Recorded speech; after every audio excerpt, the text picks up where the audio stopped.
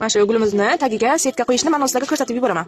Buni oldindan avval ustiga bosamiz. Gulimizni taxlab, o'rtalab topib, chapasini qilamiz. Gullarning chetiga palchinka qo'yib chiqamiz, kichkina.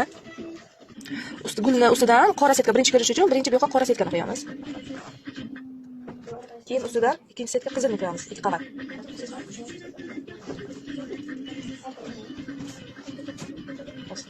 Keyin ustimizni yopishtirib chiqamiz.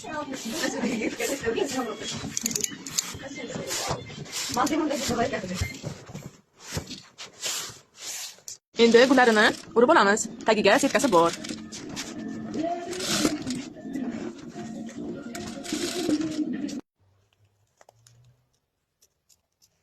Shuni qirqib olamiz.